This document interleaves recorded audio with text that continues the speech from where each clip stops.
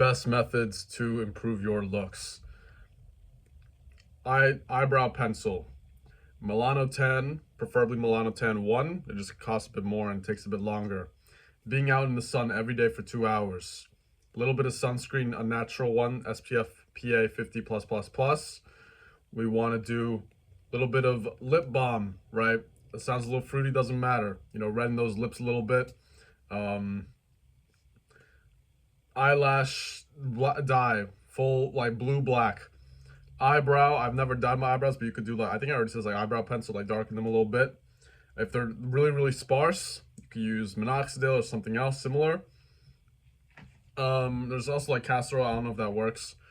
You could do Latisse, but I don't recommend that. You know, just for like longer eyelashes, but like there's like a big risk of like making your eye area worse, and eye area is the most important. You do not want to mess with it just to get like your eyelashes a bit longer, you know. Grow out your hair. Longer hair almost always looks better. Just make sure that it's tidied up, not like mine right now, but you know, wavy, combed, put like some, you know, a product in it, you know, make sure that you shower and everything like that and make sure it looks good. Trim your beard, or if your like jawline's kind of mid, you could you know, grow out a beard. If it's good, you should shave. If it's in the middle, then you could probably rock the stubble the best. What else? This is like, I don't know if it's like underrated, but like these your eyebrows going like this is like really important for like the mysterious kind of look. It's kind of hard to control, right? Like it's kind of just genetics where they sit, but like there's probably a way to like make them move upward. Maybe you'd have to put like glue or some shit at the top. I don't know. That probably would look like really uncanny.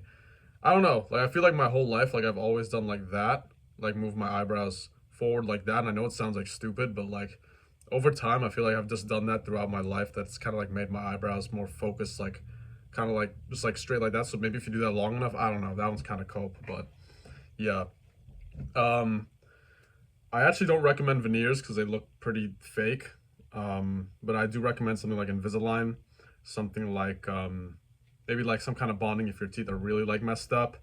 But the thing is, you want to be careful about veneers, and this is like because I didn't get veneers, but I got like bonding, and I don't have it anymore because it fell off.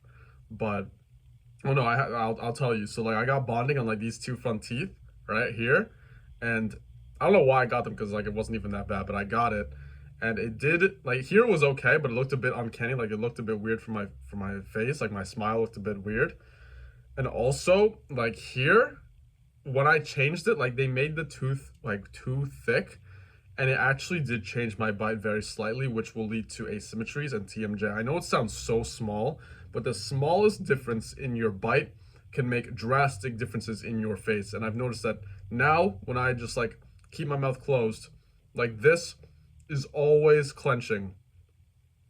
And that never used to do that before I had this bonding. So I removed this, got pretty much removed, but there's still a little bit there. But be really really careful with like orthodontic work, and maybe like some people care a lot about teeth, maybe like society will care about teeth a lot. Maybe I just sound like I'm coping because my teeth aren't the best, but dude, like no, the main thing that matters is your craniofacial structure, like the genetics, right? And your teeth don't really show your genetics. I mean like a wide palate would, but like super white teeth that are like fake and super square, in my opinion, I don't really find that attractive. I find like really natural teeth attractive, but make sure they're white, of course, and make sure they're straight. If they're like janky and all that, that's definitely a turn off. You want to like get Invisalign. Yeah. Bigger shoes, obviously. Like there's like a lot of shoes you could wear to like make you a lot taller. There's like for like I recommend like doing like shoulder exercise, obviously, and lateral raises, but like for like maybe an interview or something, you could put stuff here on your shoulders, make you a bit wider. Um, what else we got? What else we got? This is like a little bit more, it'll sound like cope, but I definitely disagree. Semen retention. I'm not gonna explain the whole reasons why, but there's a really, really good book about fuck. It's really bad if I forget what it's called. Just look up like no fap books, and there's just like one huge book. It's like it's not even called like no fap. It's like The Bliss of the Celibate. Read that book, dude. It's like a woman has a period, and like that release that destroys like her energy, but it only happens once a month. But men, they release their energy through ejaculation, but a lot of men are releasing that energy pretty much daily, and that keeps them very weak. And it's pretty much common sense. I don't care how dumb it sounds, right? I don't think it's gonna boost your testosterone or anything like crazy. But when you retain your seed, you have the desire to speak with women. Every time I retain my seat, I start texting random chicks that I spoke with before. I start taking a lot more risks. I start like reaching out to random, like just reaching out to girls. My mind starts focusing on girls, and other areas of my life I don't really focus on anymore. It's like your brain completely changes, and you obviously, this is like a male thing, probably similar to like, it's just like obviously libido, but like it goes stronger and stronger and stronger and stronger, and you start making crazier and stupider decisions. And yeah, I mean, like, that obviously shows that that's changing something within your body that's influencing your hormones. And you always get to your goals when you have the hunger for them. But if you don't have the hunger for it, you're not going to achieve it. So, like, it could completely change your life. Not only that, but also every time, I guarantee every time you do it, even if you're like doing it with like the wrong girl, right? Yeah, if you're doing it with the wrong girl, you always feel like you have low energy after. You always feel empty. And I've noticed for me, like every time like I would do it, like my stomach would actually feel a lot emptier and I wouldn't feel as strong. This is all like placebo, right? But this is something that I definitely recommend. Um, Eating a lot more steak, 100%. Eat more steak, blue, rare, make it like super rare. Um, yeah, like cook a super rare. It's a it's a good thing. Steak is great. Steak has all the nutrients you need. Friggin' do not eat the goy slop cookies that 90% of people are eating. If you look at a guy with a skinny neck who doesn't look that great, who has bad skin, who has some acne, who's really pale, who looks very weak that you would beat the shit out of easily, I'd put all my money that he's eating some pasta with some yogurt. I've seen it consistently. Now, it's correlation doesn't equal causation, right? There are some dudes who maybe grew up vegan and like they still look good, right? But I'm telling you, man, that shit destroys you. You could obviously look at ancestors and whatnot. If you're eating a vegan diet, it doesn't grow. It doesn't, especially during development. Your jaw stays weak. We have much narrower palates now compared to the generation before.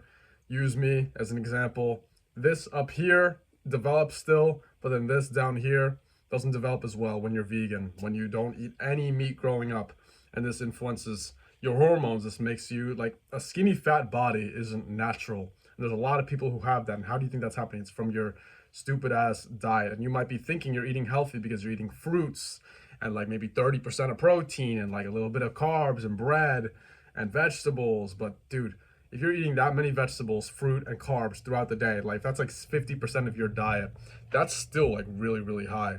And I'm not telling you to like just do this diet blindly, but like 90% of my diet now, or at least 90% of my goal now, is like just eating meat. To be honest, like just red meat or like some fish.